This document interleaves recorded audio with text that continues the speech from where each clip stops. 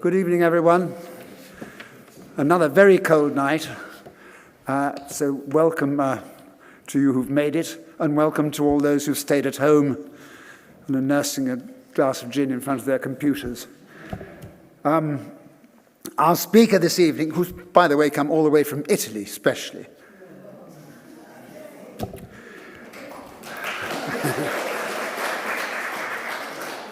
Our speaker this evening is an American-British award-winning author, journalist, broadcaster, who has specialised in the Middle East and the First and Second World Wars. Charles Glass has been chief Middle East correspondent for ABC in the States. Over here, he's worked for The Observer and has contributed to many publications, including The Guardian, The Spectator, the New Statesman, and The Telegraph. While researching a book in Lebanon in 1987, he himself was taken hostage by Shi'a militants from whom he eventually escaped. He wrote about his ordeal in his gripping account called Tribes with Flags. His latest book arises from ordeals of a different kind, the devastating effects of shell shock, or what we now know as PTSD, on the minds of First World War combatants. Among huge numbers of sufferers from this previously unrecognized affliction were England's two finest war poets, Wilfred Owen and Siegfried Sassoon. They met when they both became patients at Craig Lockhart, the pioneering hospital in Edinburgh. Charles takes the title of his book, which Alan Massey in The Scotsman describes as magnificent and moving, from a 1918 poem by Sassoon, Repression of War Experience. And it's been proved that soldiers don't go mad unless they lose control of ugly thoughts that drive them out to jabber among the trees. The last line of the poem is, "I'm going stark, staring mad because of the guns." Yet at the time, the orthodox military view was that men like Owen and Sassoon were not victims, but cowards and even traitors. With patience, understanding, and groundbreaking psychological innovation, that view was eventually challenged and overcome. Charles, please tell us how.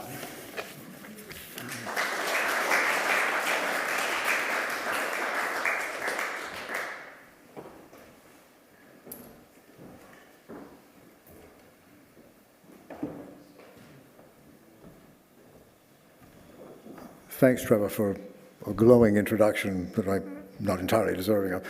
I'm not sure where to begin. This is a long, long story, this story of Craig Lockhart. I wanted to write a book about an institution, about a building.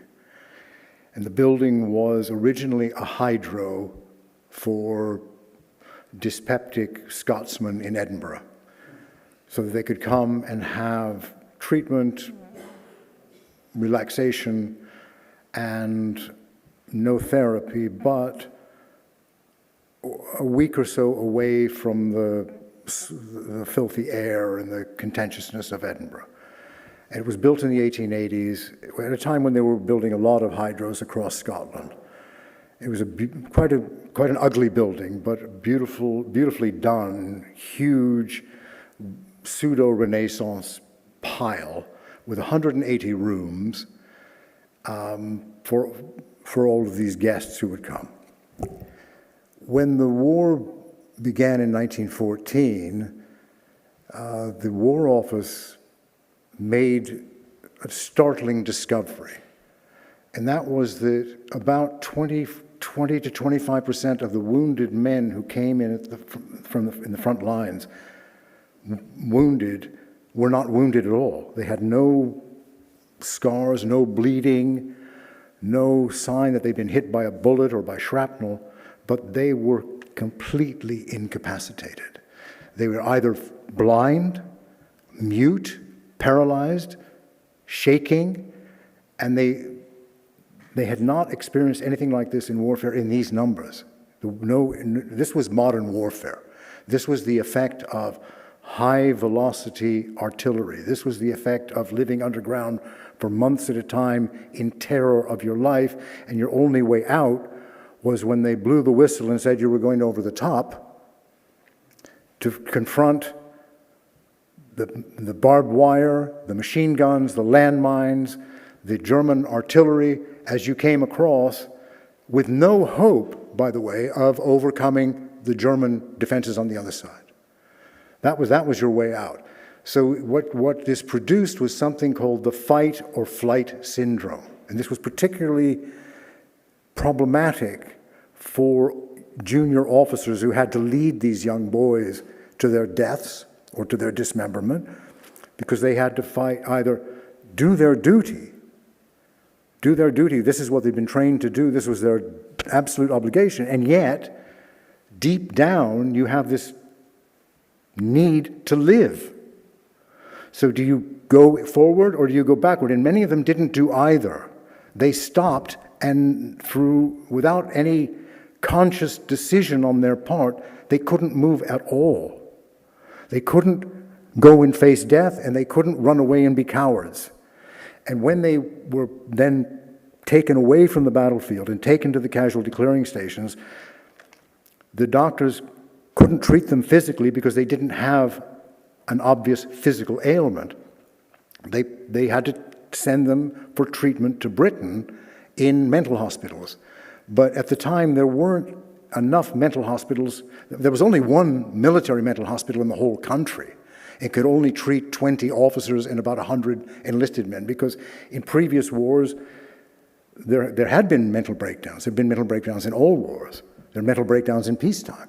But there were so few in relative numbers that they weren't prepared for it. So they had to go around the country and start requisitioning other hospitals, Victoria Hospital and so forth, and places like the Craig Lockhart Hydro, which luckily, because of its size and its positioning outside Edinburgh and beautiful bucolic countryside, was an ideal place for them to go to have an escape from the horrors of the battlefield, where they could be given the chance, not necessarily the certainty, but the chance to recuperate. So in 1918, at the end of 1914, the War Office requisitioned Craig Lockhart. About a year later, it was ready.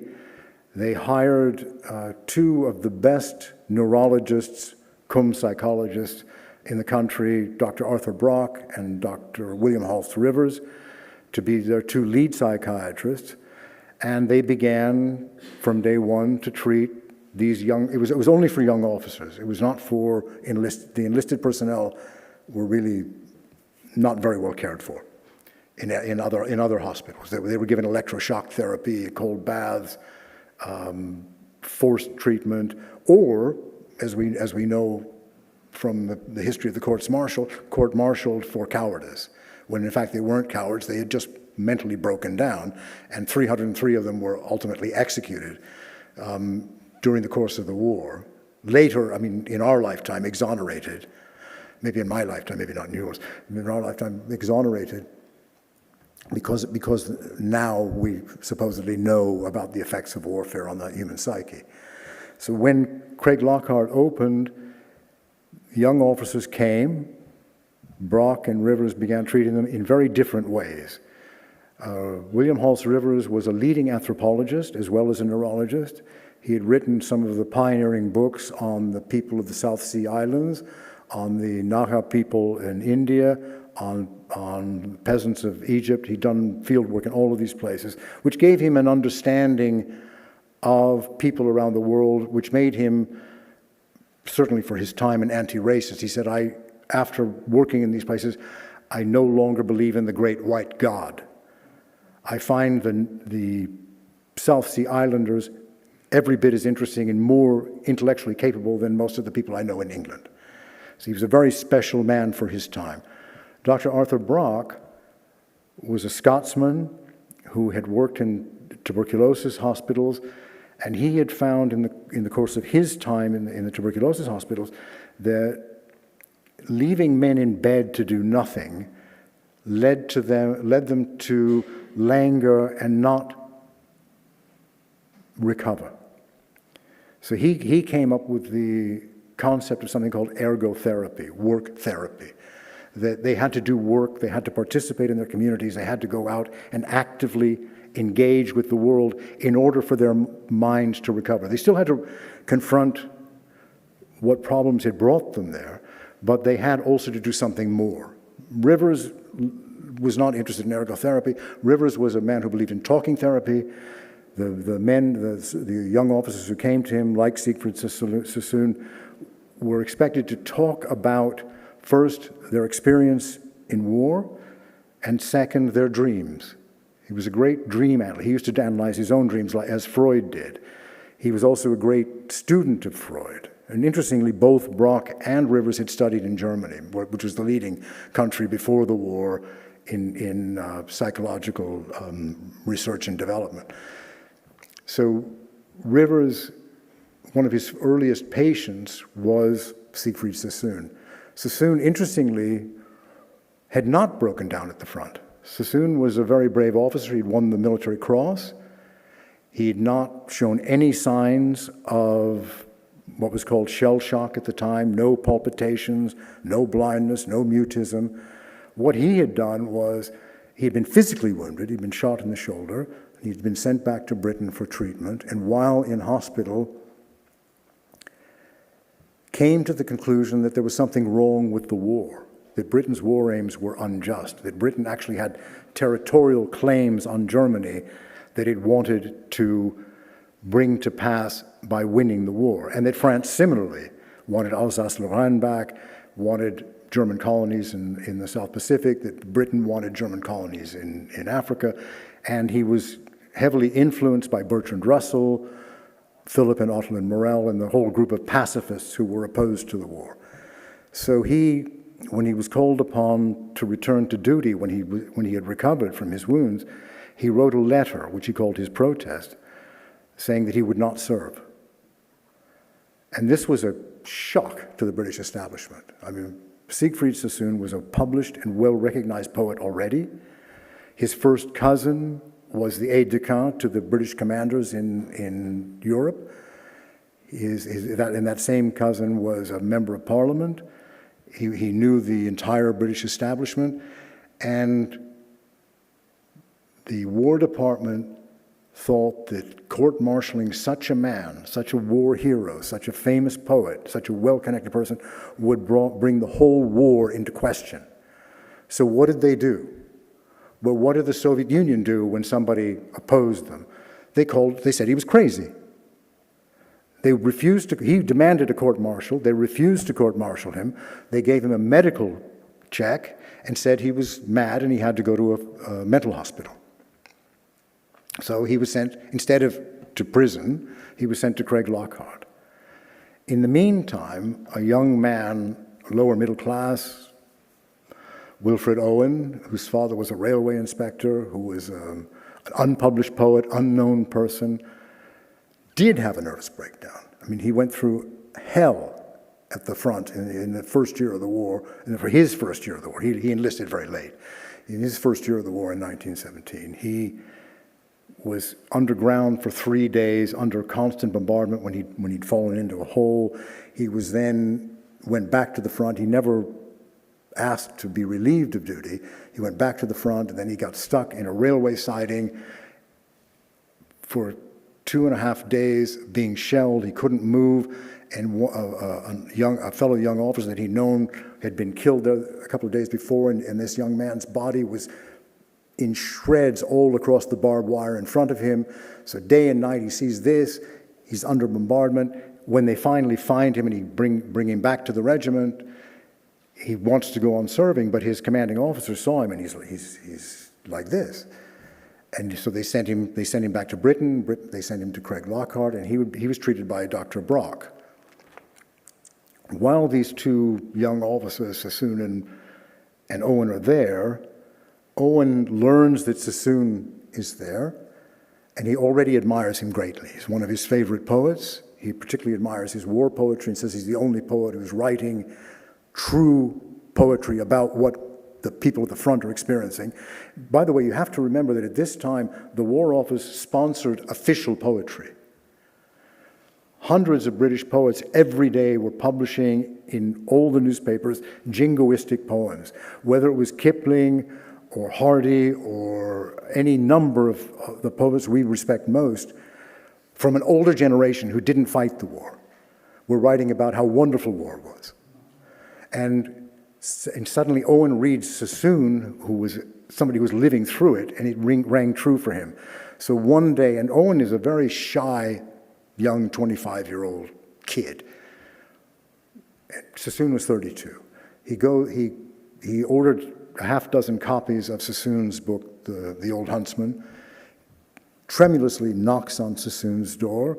Sassoon opens the door, he's in his room cleaning his golf clubs, wonders who this kid is, and the kid says, I've come, I want you to sign the books for my friends and family and for me.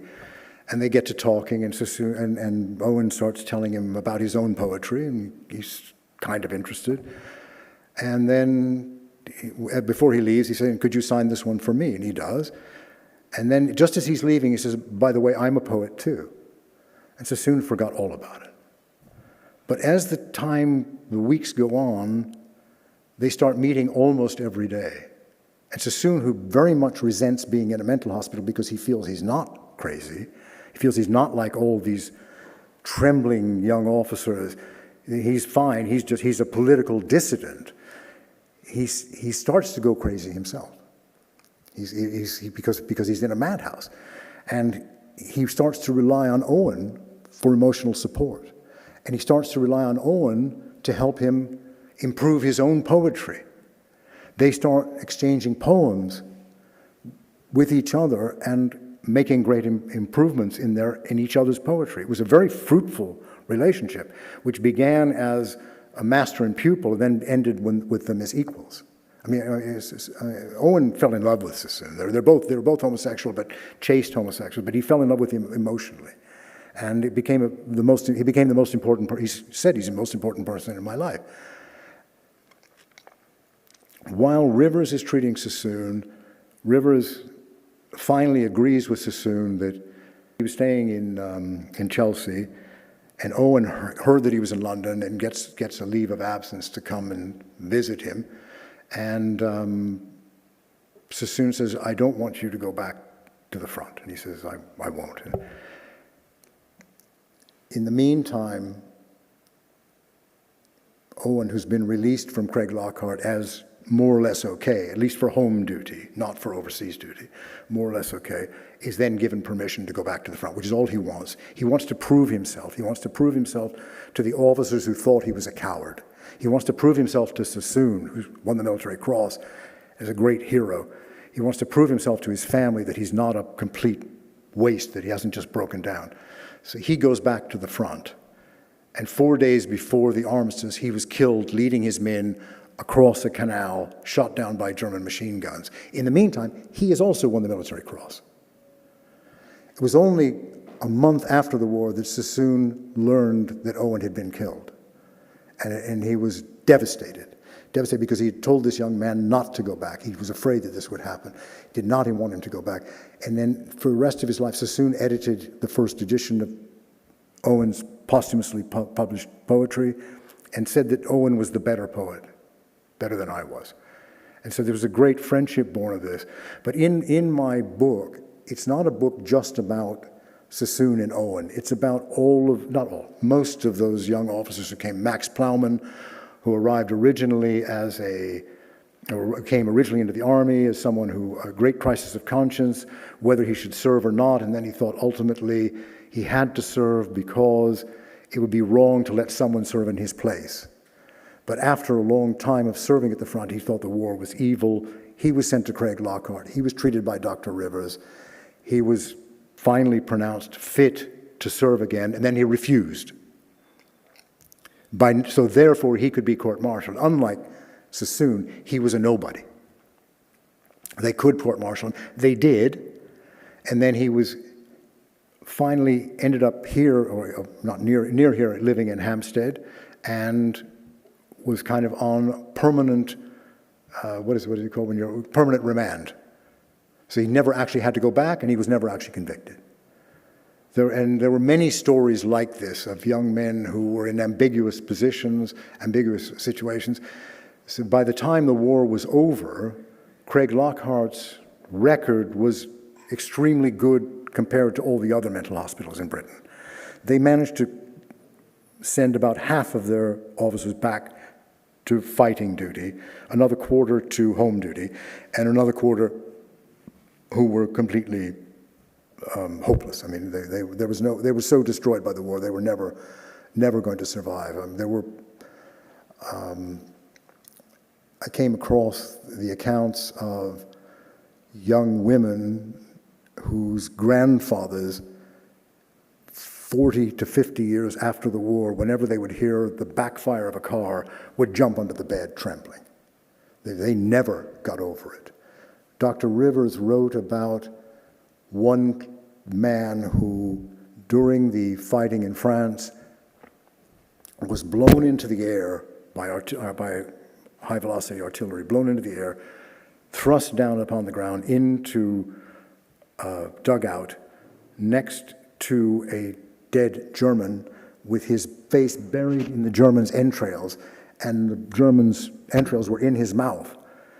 So when he was brought to Craig Lockhart to be treated by Dr. Rivers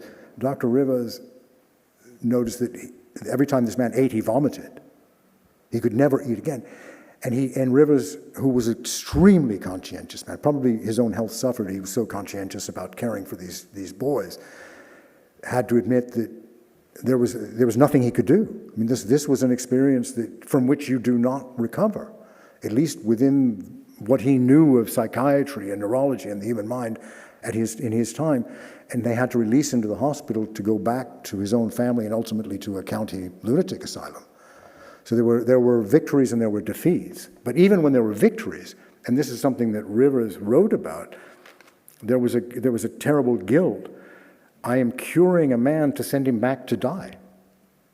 I am making him healthy so that he can go back to the very conditions that sent him here. And many of them did come back. Sassoon, for example, having been there as a political prisoner, came back to Craig Lockhart towards the end of the war, having had a mental breakdown. This is when you put people through this kind of hell, this is what you have to expect. Whenever you send people into war, you have to expect that not only will many lose their limbs, their eyes, their legs, their lives, they will also lose their minds. It's part of the calculus that military planners make. It's just the way it is. Now, in those days, there were no psychiatrists automatically with regiments. Now there are. I mean, wherever there's a medical facility, there's a mental facility for the troops, because everybody knows people break down. I mean, in Iraq and Afghanistan, where I was, or in any of the places where British and American troops have been deployed in my lifetime, there are mental breakdowns. And by the way, there have mental breakdowns in much less horrific conditions than in the First World War. I mean, today, in the modern war, you go back to your military base and you're given hot food, and then you go out to the front for a little while, you come back. In those days, you were underground for weeks and months at a time. And as I said, the only way out was you die or you get wounded. And many people wanted to get wounded or actually shot themselves in the foot in order to get away from this. Completely irrational. So the book is not a lot of laughs.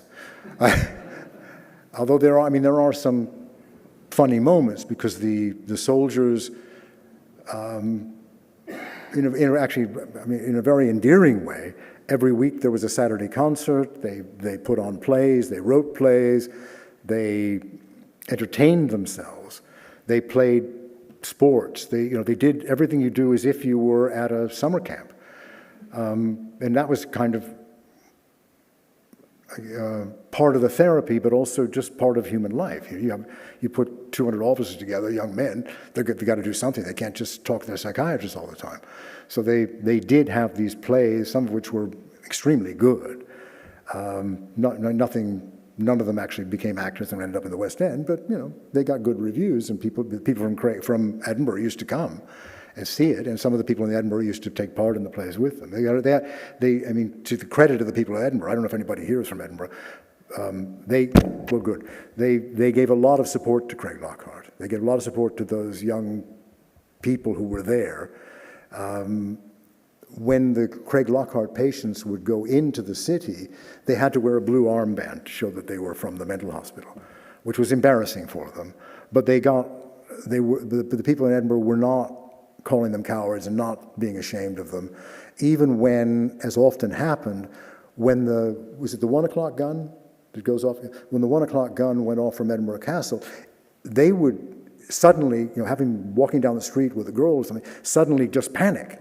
Just freeze up, fall down on the ground. But people were very sympathetic. They knew exactly what they did. In fact, so much so that the Edinburgh City Council agreed not to fire the 1 o'clock gun for the duration of the war.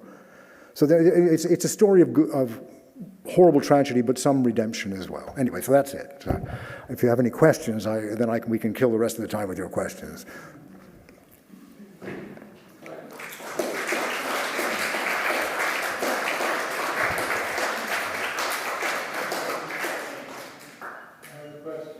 Yes, I'm going to get a microphone. Thank you very much, by the way.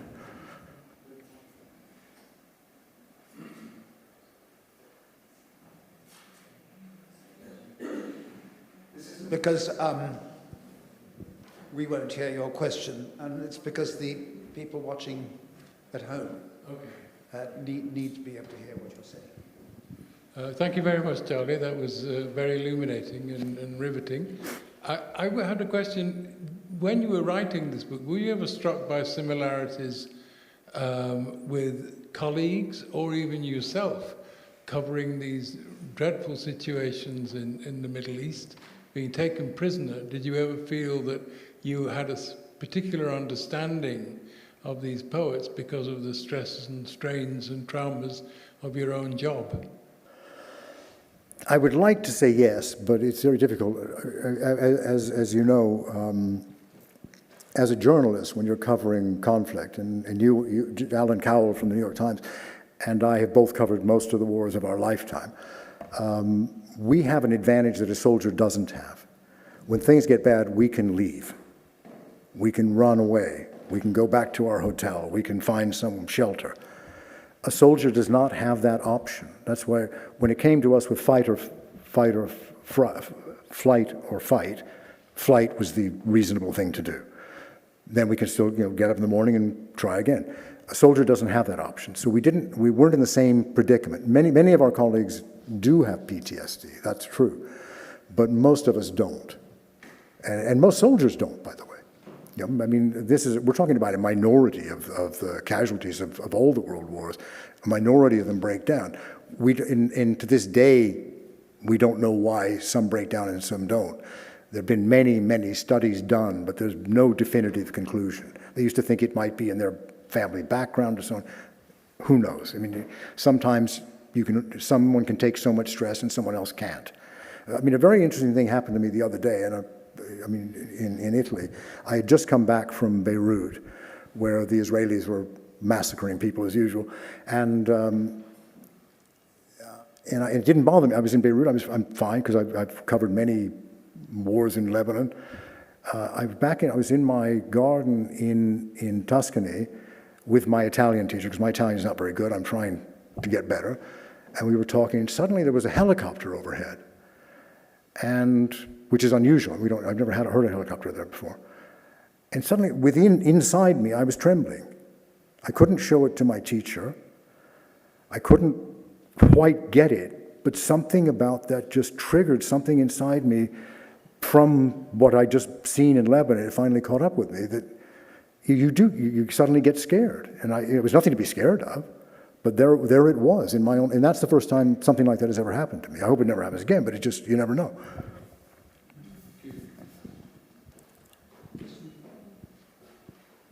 I'll ask a question. I was thinking about current situation in Ukraine, and as I understand it, those soldiers are on the front line more or less indefinitely because they haven't got enough soldiers to relieve them. And do you think they're probably suffering from similar effects? I would be shocked if Ukrainian and Russian soldiers are not breaking down mentally. They're certainly breaking down physically because they get wounded. Whenever there are wounds, there are mental wounds. Because people, you get afraid. You see your best friend shot down in front of you, you're going to have a reaction. It's going to traumatize you. So, I mean, I've never been to Ukraine, but I just assume, based on places I have been, that it would be the one instance in modern warfare where people didn't break down. So it's absolutely unimaginable. I hope that those people will be treated. I don't know how many psychiatrists there are, or how many military psychiatrists there are in Ukraine, or if they're prepared for it, or if their society will accept them. I just don't know enough about the country to say. But I hope for the best for them, and also for the Russian soldiers. They're fighting a war in somebody else's country. They've invaded another country. The Ukrainians at least know what they're fighting for. They're fighting for the independence of their country. The Russians are fighting for aggrandizing themselves. So that might be a little bit harder for them psychologically, because it's not a great cause. Thank you. The Vietnam War must have been a special instance of people fighting and for great lengths of time, many of whom, in fact the majority of whom, had no reason to be there other than that they'd been conscripted. I mean, that did have very bad post-war effects, didn't it? Well, the Vietnam vets are a famous case of people who were mentally disabled in huge numbers. They came home, there was something called the 1,000-yard stare, and you could see it. If you saw someone of my generation just looking like that, you knew that he had been in Vietnam. No, it was horrible, and the military wasn't very good about treating them. I mean, not much has been learned in terms of actual post-service treatment in any country. I mean, let's face it, soldiers are expendable. When they're in the front line, you take care of them and so forth. But once they've left the service, there is treatment, but it's not. I have a very good friend who is a British soldier who was in Afghanistan and Iraq, and he broke down. And to this day, he still has terrible problems. And he's had all the treatment that the government can give him, all the ones that are legally permitted, but still it's not enough, and it'll never be enough.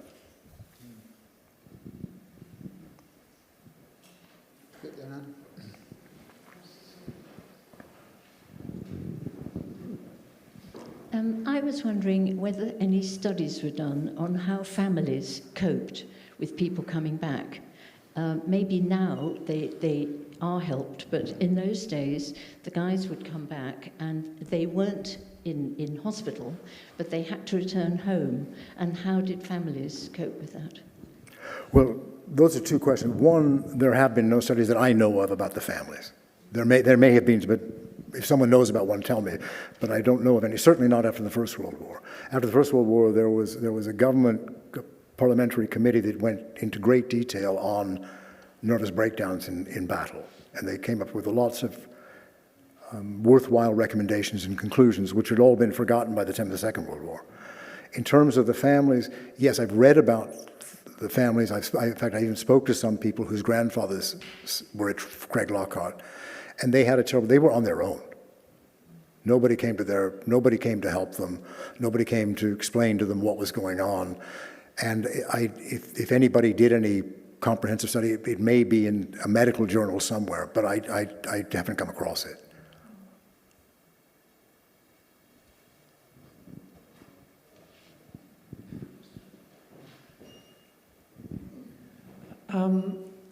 How important was it to you that the men you were going to be writing about in this instance were the doomed youth, were poets?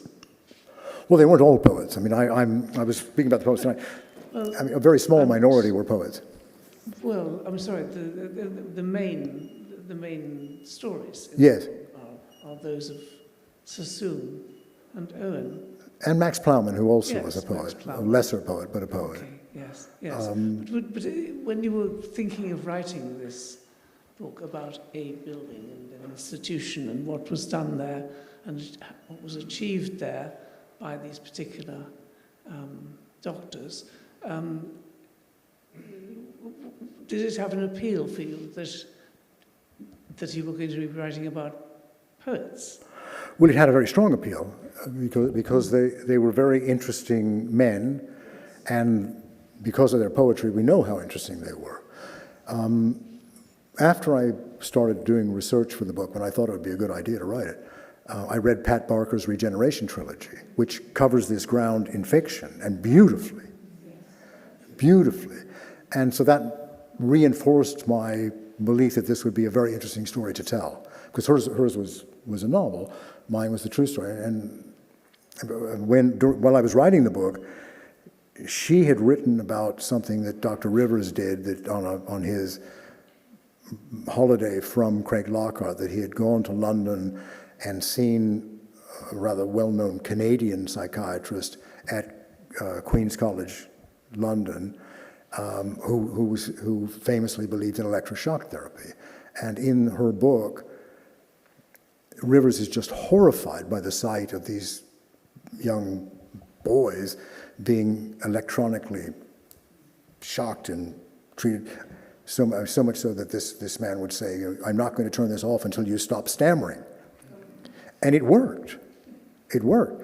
But Rivers was horrified by it. Anyway, so I thought, this is great for my book. This is fabulous. So I got in touch with Pat Barker. She said she made the whole thing up. It's good, I mean, it's good to check, because I couldn't find anything in the records. We do know that this man did that. And he had a very successful record of returning men to the front, but they almost all broke down as soon as they got there. So what he did was he cured the symptoms. Rivers and Brock at Craig Lockhart were trying to cure the cause, trying to get to the basis of it. The symptoms were not important. This man was just doing the symptoms.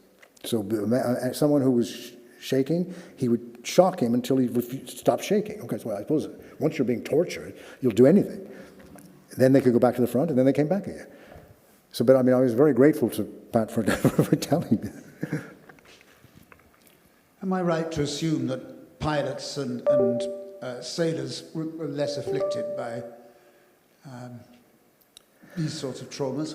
Well, funnily enough, when Rivers, there was a big shake-up at Craig Lockhart in late 1917, where they got rid of the commandant, who they felt was too lenient. The Craig Lockhart was not like a military camp. The commandant did not care if the men wore slippers and dressing gowns and relaxed and were not constantly saluting each other. The War Office sent a committee to investigate, and they decided this was not very military, and this man was dismissed. So Rivers was one of those who resigned in protest. They then sent him to London to treat RAF pilots who were equally shattered by what they were doing. And interestingly, the people that were most shattered were not the pilots. Some of the pilots were very badly traumatized, but the ones who were the most traumatized were those in observation balloons. And this fitted in with something that he had already written, which was, in the trenches, people tended to break down more than elsewhere because they couldn't move. They didn't have any way out. They had no agency of their own, and so the only thing they could do was collapse inside themselves. And he noticed the same thing with the ones in the observation balloons. If you were in a plane, you can veer off, you can go back, you can fight the guy in front of you. But if you were an observation balloon, those things were not mobile. They were tethered to the ground. And you were being shot at, all you could wait for was to be killed. And those guys, some of them, they weren't killed all, but they would come back and they were completely traumatized. So that was the difference. But yes, so in the other services there were breakdowns, but not as much as in the trenches, because that was a very special thing.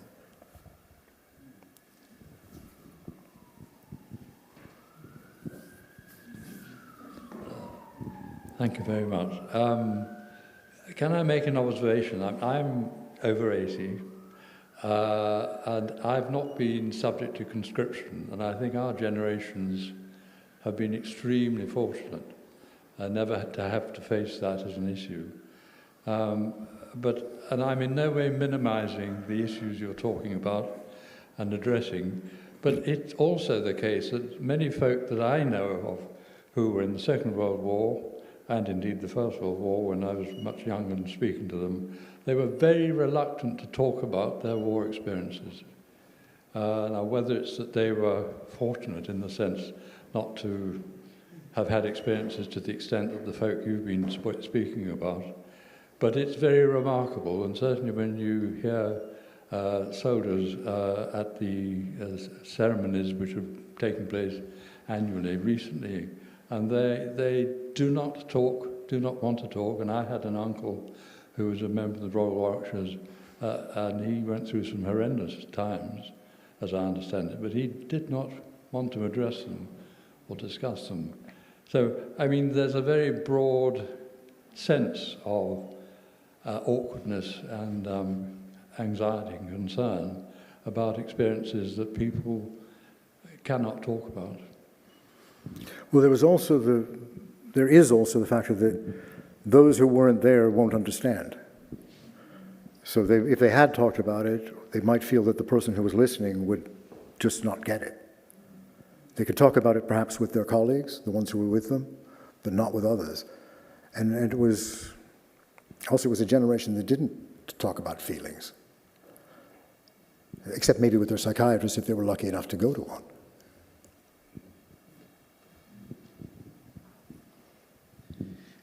To go back to Ukraine, if I may, just while you were talking about the First World War, I was just wondering, I mean, obviously there are enormous differences in terms of technology between the war in Ukraine and the First World War, but in other ways, are there perhaps similarities in terms of the strategy and tactics, war of attrition?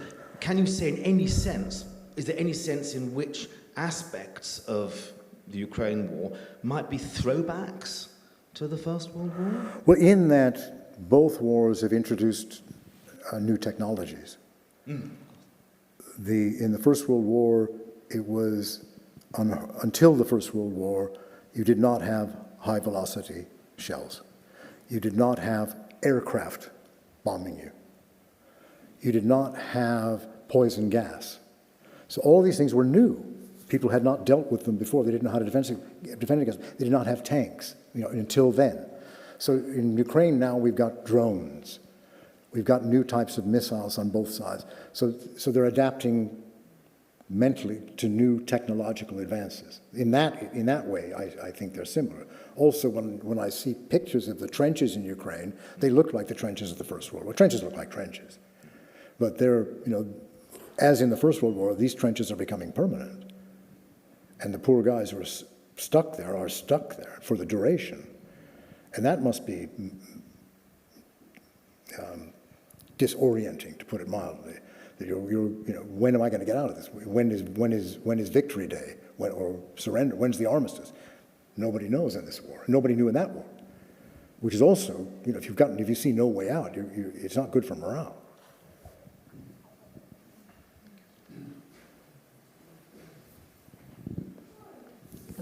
Can I ask you?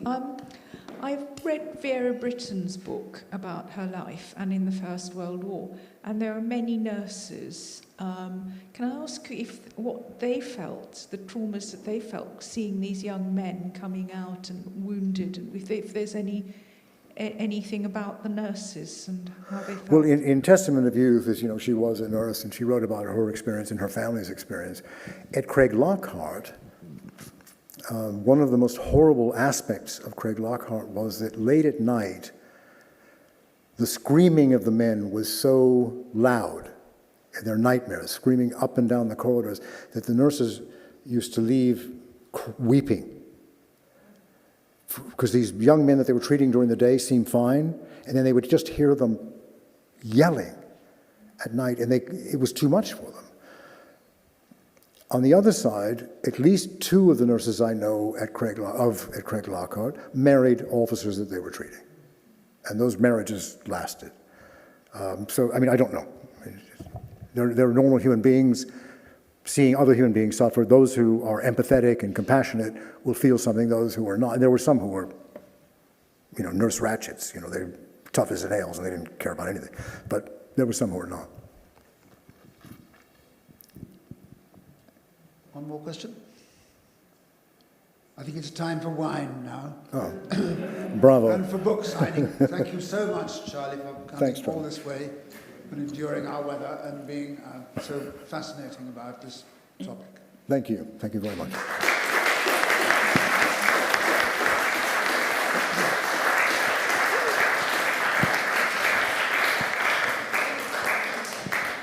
There's a limited number of books in the members' room, so if you rush, you can get your hands on a copy.